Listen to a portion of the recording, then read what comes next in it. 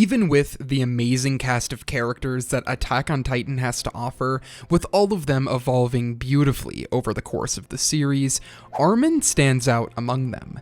Today, I want to explore what makes Armin my favorite character in Attack on Titan. Just like the larger narrative of Attack on Titan, to understand Armin, we need to look at his evolution throughout the series, to see what makes his character work so well. So what better place to start than with the whiny little bitch we see in the first handful of episodes.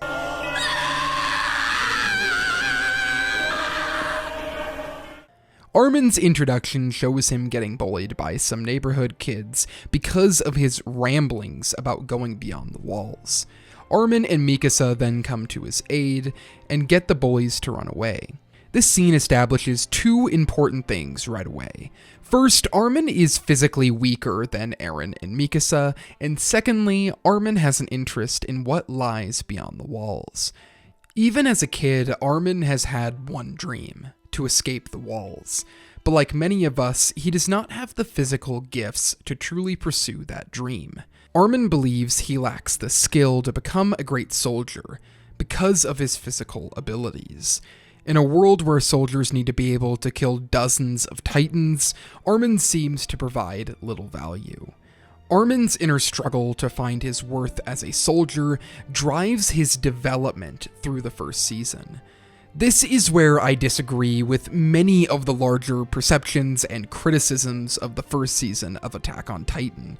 Armin has amazing development in the first season of Attack on Titan, even though the first season often gets criticized for lacking character development.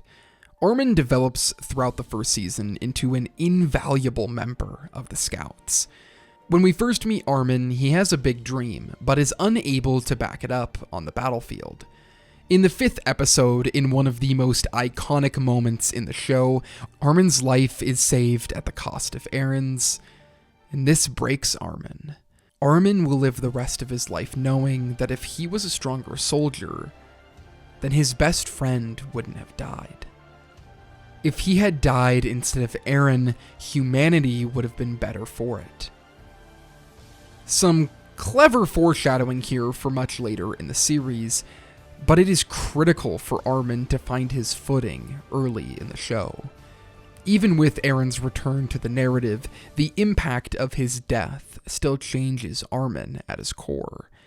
This leads to Armin standing up for himself and his friends, arguing for Eren's value in the face of multiple armed soldiers. Armin slowly understands his value to humanity, that value continuing to get tested as the show moves forward. Armin's development in the first season is one of the most satisfying aspects of the series. To see this young boy with big dreams, but no real means to achieve it, turn into a valuable member of the Scout Regiment, showing that all of the big action in the first season of the series is action with a purpose, helping to shape Armin as a character.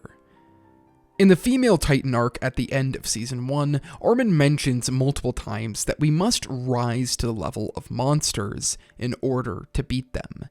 This lays the important idea for what makes a monster for the entirety of the series to explore, but it also lays the foundation for which Armin will follow for the rest of the series. We must become monsters to beat them. But what happens when the monsters turn out to be human? The task of killing another soldier becomes one of Armin's biggest struggles. Once Armin kills a human, nothing really separates him from the monsters he set out to stop. As the story progresses and the soldiers are needed to do more dirty work in order to discover the secrets of the world, Armin doesn't just abandon his humanity, but loses it entirely, shown through Armin's death and resurrection at the end of the 3rd season. In maybe the biggest moment of the entire series, a choice has to be made: Erwin or Armin. Their comparison being critical to understanding Armin as a character.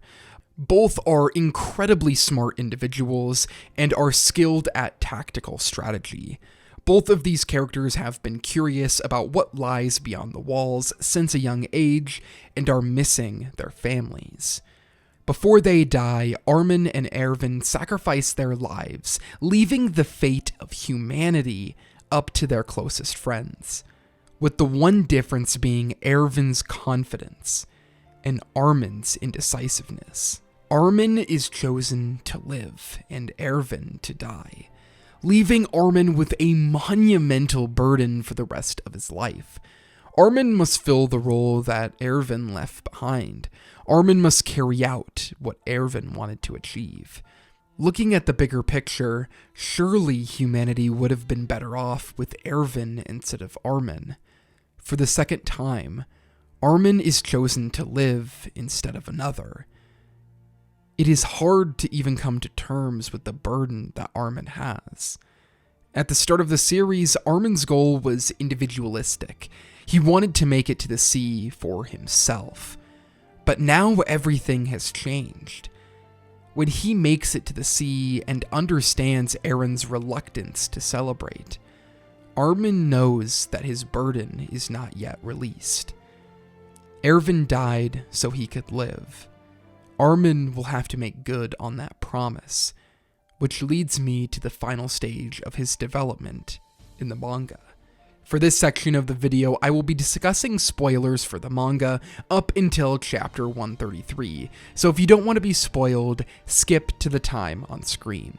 Armin's emotional goal from the start of the series is now gone. His goal to make it to the sea. His goal shifting to now helping the scouts and carry out Erwin's dream. Armin starts the Marley arc as a very passive character, still going along with the plans of others. Unlike Erwin, who was actively coming up with his own plan of attack, Armin thinks of reactionary plans. Just like at the start of the show, Armin follows what Eren is doing, and this is shown when they arrive at Marley. Eren, with his own masterclass in development, starts to become a villain, and now Armin is challenged with the last place of development his character needs. Armin will have to stand up to the person that has helped him so much. Armin will have to stand up to Eren. At the start of the show, these two characters had the same goal, to make it outside of the walls, but now they are opposed in how to achieve this goal. I am unsure how the series will end exactly, but for Armin to fulfill his final stage of development, he will have to confront Eren. Armin has been chosen to stay alive multiple times.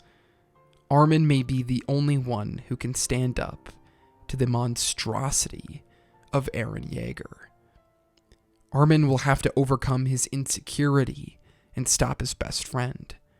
This is the reason he has been kept alive. Armin has never been the strongest character in the series, constantly doubting himself at every point. He has been kept alive many times instead of people who could impact humanity more.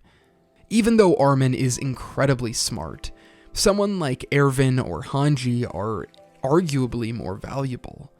Even so, Armin keeps moving forward. Armin keeps searching for his worth as a soldier and his worth to humanity. He may not be the most flashy character, but his willingness to keep moving forward after everything he has been through is truly inspiring. Armin lifts up the first season of Attack on Titan, and has kept up his relevance throughout the series. Now we come to the last handful of chapters in the series. His importance is heightened now even more than ever. I think back to the 5th episode, where Armin's life was saved by Eren, and I wonder if Armin will now save Eren from destroying the entire world. There must be a reason why Armin is the one who is narrating the story to us. Armin was finally able to see the ocean, escape the walls, and no matter how the story will end, I will be thankful for Armin as a character. It has been a truly satisfying journey, seeing Armin go from that whiny character in the beginning of the series who was so incompetent and didn't know what to do, to finally becoming a competent soldier who is essential for humanity to stay alive. Armin's development has truly been a masterclass and a joy to watch in the series of Attack on Titan. This is why Armin is my favorite character in Attack on Titan. Thank you everyone for watching this video. I hope you enjoyed it. I plan on making a few more Attack on Titan videos coming up soon in preparation, and just really excited about the last season to come out pretty soon. So let me know, who's your favorite character in Attack on Titan? Obviously mine's Armin, but there's a lot of contenders. Eren, Erwin, Levi, they're all right up there. Reiner as well. So thank you for watching this video. If you want to support me and you like the work that I do, go to the link down below to my Patreon and you can get access to all the benefits there, and make sure to follow me on Twitter at AnnieEssays, subscribe, do all of those things. So thank you for watching this video, and I hope to see you in the next one.